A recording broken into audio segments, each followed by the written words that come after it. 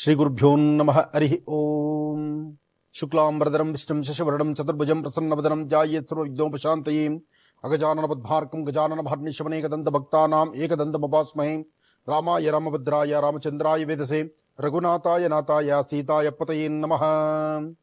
ಸಮಸ್ತ ವೀಕ್ಷಕ ಬಂಧುಗಳೇ, ಗ್ರಹಣ, ಪೌರ್ಣಮಿ, ಅಮಾವಾಸ್ಯೆ, ಪರ್ವಕಾಲಗಳು ವಿಶೇಷವಾಗಿರ್ತಕ್ಕಂಥ ನಮ್ಮ ಭಾರತೀಯ ಹಿಂದೂ ಸನಾತನ ಧರ್ಮದ ಒಂದೊಂದು ವಿಶೇಷವಾಗಿರ್ತಕ್ಕಂಥ ಅಂಶಗಳು ಅತ್ಯಮೂಲ್ಯವಾಗಿರ್ತಕ್ಕಂಥದ್ದೇ. ಪ್ರತ್ಯೇಕವಾಗಿರ್ತಕ್ಕಂತಹ ಒಂದಿಷ್ಟು ರಾಶಿಗಳಿಗೆ ಸಮಸ್ಯೆ ತಪ್ಪಿದ್ದಲ್ಲ.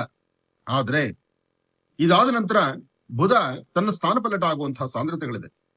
ಹಾಗಾಗಿ ಒಂದಷ್ಟು ರಾಶಿಗಳಲ್ಲಿರ್ತಕ್ಕಂಥವ್ರು, ಅದರಲ್ಲೂ ಪ್ರತ್ಯೇಕವಾಗಿ ಯಾವ ಗ್ರಹಣ ಅಂದ್ರೆ ಗ್ರಹಣ ಎಂಬತಕ್ಕಂಥದ್ದು ಯಾವ ದಿವಸ ಯಾವ ಮುಹೂರ್ತಕ್ಕೆ ಬದಲಾವಣೆ ಆಗುತ್ತೋ ಆ ಬದಲಾವಣೆಯ ಪರ್ವಕ್ಕೆ ಸಂಬಂಧಪಟ್ಟಂತಹ ರಾಶಿಗಳ ಮೇಲೆ ಒಂದಷ್ಟು ಸಮಸ್ಯೆ ಎಂಬತಕ್ಕಂಥದ್ದು ಕಟ್ಟಿಟ್ಟು ಬುತ್ತಿ ಆಗುತ್ತೆ.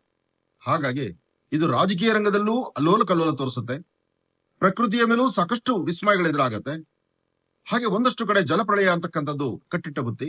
ಇದರ ಸಂಭವಿಸುವಂತಹ ಸೂರ್ಯಗ್ರಹಣ ಹಿರಿಯರನ್ನಾಗ್ಲಿ, ಪ್ರಮುಖರನ್ನಾಗ್ಲಿ, ಅಥವಾ ಸಮಾಜದ ಒಂದು ಸ್ಥಾನಮಾನಕ್ಕೆ ಏರಿರತಕ್ಕಂತಹ ವ್ಯಕ್ತಿಗಳ ಮೇಲಾದ್ರೂ ಈ ಗದಾಪ್ರಹಾರ ತಪ್ಪಿದ್ದಲ್ಲ.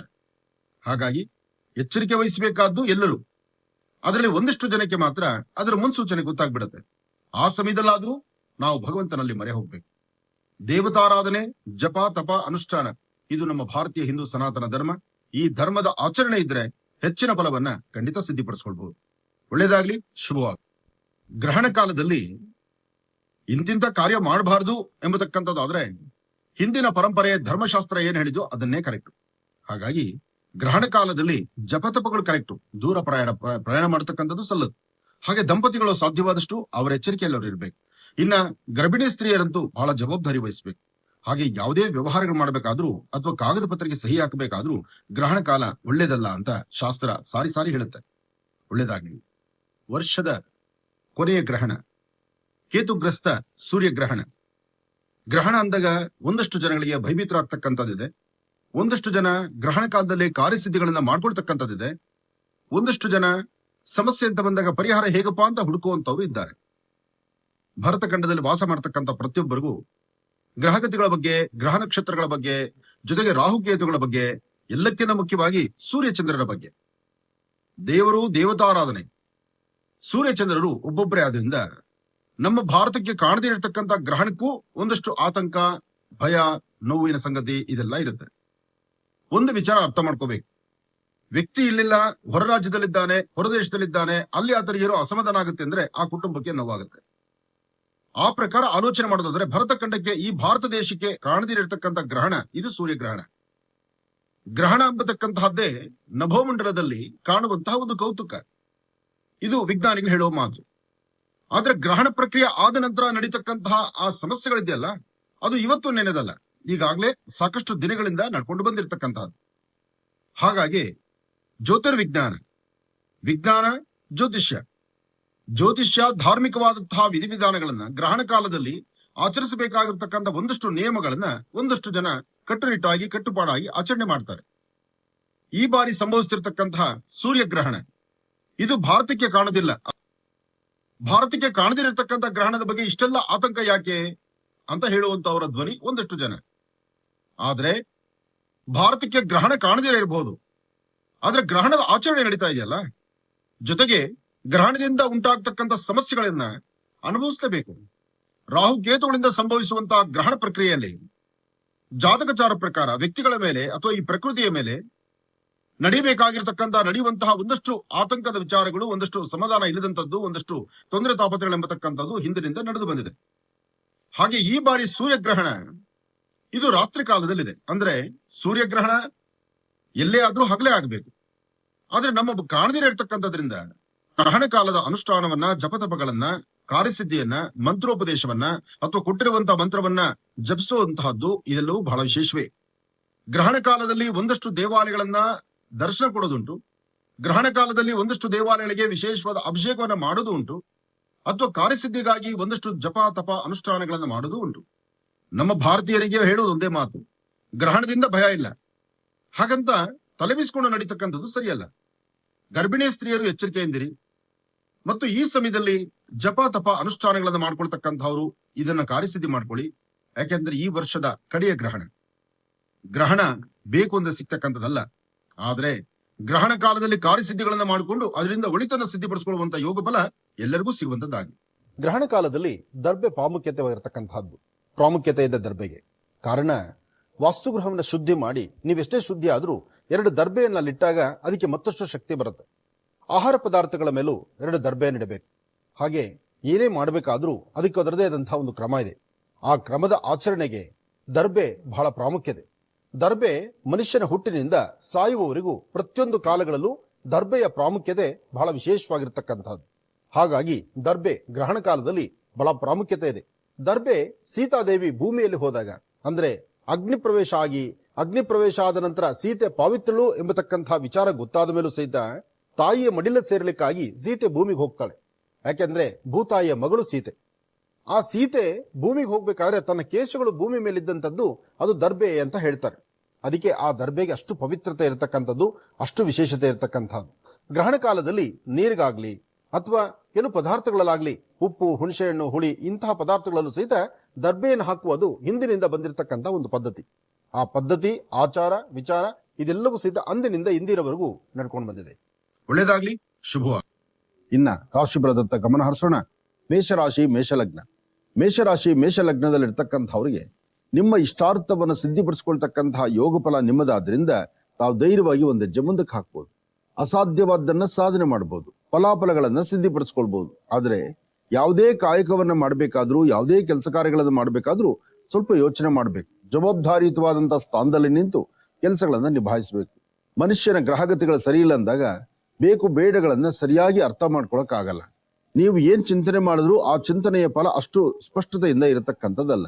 ಆದ್ರೆ ವೃತ್ತಿ ಧರ್ಮದಲ್ಲಿ ಒಂದು ಬದಲಾವಣೆ ಬೇಕು. ವ್ಯವಹಾರಗಳನ್ನ ನೀವು ಅಂದುಕೊಂಡಷ್ಟು ಮಟ್ಟಿಗೆ ಲಾಭದಾಯಕವಾಗಿ ಸಿದ್ಧಿಪಡಿಸ್ಕೊಳ್ಬೇಕು. ಹಾಗೆ ಮಹಾಕಾಳಿ, ಮಹಾಲಕ್ಷ್ಮಿ, ಮಹಾಸರಸ್ವತ್ಯಾತ್ಮಿಕ ಶಕ್ತಿ ದೇವತೆಗಳನ್ನ ಪ್ರಾರ್ಥನೆ ಮಾಡ್ತಾ ಮನೆಯಲ್ಲಿರ್ತಕ್ಕಂಥ ಹಿರಿಯರ ಮಾತನ್ನ ಆಲಿಸಿ, 1 ಚಿಟಿಗೆಯಷ್ಟು ಉದ್ದಿನ ಬೇಳೆ, 1 ಚಿಟಿಗೆಯಷ್ಟು ಅಕ್ಕಿ ಮತ್ತು ಉದ್ದು 2 ಏಕಕಾಲದಲ್ಲಿ ದೃಷ್ಟಿ ತೆಗೆದು ಆಚೆ ಹಾಕೋದ್ರಿಂದ ಇರ್ತಕ್ಕಂಥ ದೋಷಗಳಿಂದ ಬೇಗ ಹೊರಗಡೆ ಬರ್ಬೋದು. ಹಾಗೆ ಮನಸ್ಸಲ್ಲಿರ್ತಕ್ಕಂತಹ ನೋವಿನ ಒಂದು ಮನಸ್ಥಿತಿ ಇದೆಯಲ್ಲ, ಅದನ್ನು ದೂರ ಮಾಡ್ಕೊಳ್ಬೇಕು. ಕುಲದೇವರನ್ನ ಪ್ರಾರ್ಥನೆ ಮಾಡ್ತಾ ತಮ್ಮ ಕಾಯಕದ ಕಡೆ ಹೆಚ್ಚು ಗಮನ ಕೊಟ್ರೆ ಹೆಚ್ಚಿನ ಫಲಾಫಲಗಳನ್ನ ಸಿದ್ಧಿಪಡಿಸ್ಕೊಳ್ತಕ್ಕಂಥ ಯೋಗ ಫಲ ನಿಮ್ಮ ಭವಿಷ್ಯದಲ್ಲಿ ಸಿಗುತ್ತೆ. ಆದ್ರೆ ಯಾವುದೇ ಒಂದು ವಸ್ತು ಆಗ್ಲಿ, ಯಾವುದೇ ಒಂದು ಕೆಲಸ ಆಗ್ಲಿ, ಬೇಕು ಬೇಡಗಳನ್ನ ಚಿಂತನೆ ಮಾಡಬೇಕು, ಸರಿಯಾದ ಕ್ರಮವನ್ನ ಅನುಸರಿಸಬೇಕು. ಹಾಗೆ ನಿಮ್ಮ ವೃತ್ತಿಯಲ್ಲಿ ಅಭಿವೃದ್ಧಿಯನ್ನು ಕಂಡು ಫಲಾಫಲಗಳನ್ನ ಸಿದ್ಧಿಪಡಿಸ್ಕೊಳ್ತಕ್ಕಂಥ ಯೋಗ ಫಲ ನಿಮ್ಮದಾದ್ರಿಂದ ನೀವು ಮಾಡುವ ಯಾವುದೇ ಕೆಲಸ ಆದ್ರೂ ತಾಳ್ಮೆಯಿಂದಲೇ ಮುಂದೆ ನಡಿಬೇಕು. ಆದ್ರೆ ಏನನ್ನ ಒಳಮನಸ್ಸಿನಿಂದ ನೀವು ಒಂದು ತೀರ್ಮಾನಕ್ಕೆ ಬರ್ತೀರಿ, ಯಾವ ಕೆಲಸ ಕಾರ್ಯಗಳನ್ನ ಮಾಡಬೇಕು ಅಂತ ಅಂದುಕೊಂಡಿದ್ದೀರಿ, ಅಲ್ಲಿ ಅಧಿಕವಾದಂತಹ ಲಾಭವನ್ನ ತಂದುಕೊಳ್ತೀರಿ.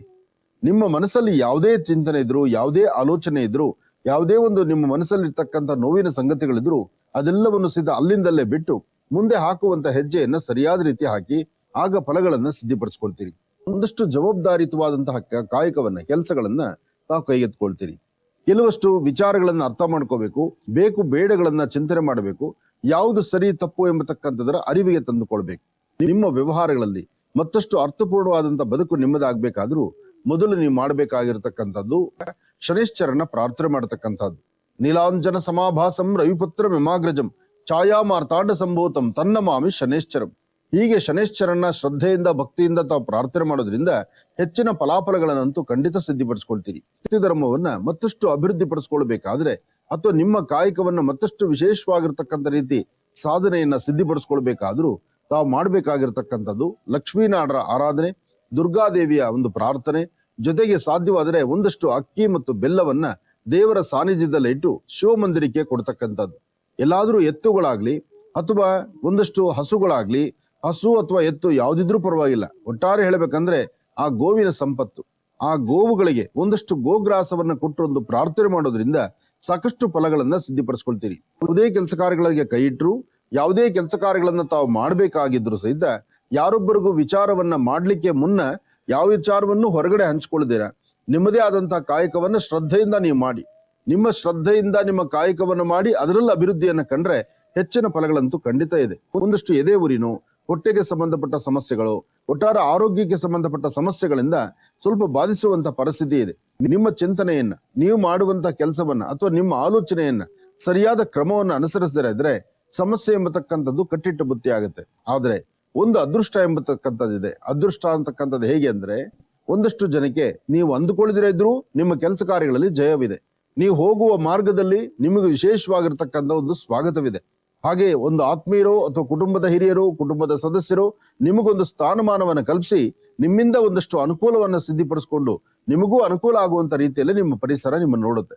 ಅಂತಹದೊಂದು ಅದೃಷ್ಟ ಕಾಲ ನಿಮ್ಮದಾದ್ರಿಂದ ಭಗವತಿಯನ್ನ ಪ್ರಾರ್ಥನೆ ಮಾಡಿ ನಿಮ್ಮ ಮಾತೃಶ್ರೀ ಅವರ ತಾಯಿಯ ಪಾದ ಮುಟ್ಟಿ ನಮಸ್ಕಾರ ಮಾಡ್ಕೊಳ್ಳಿ.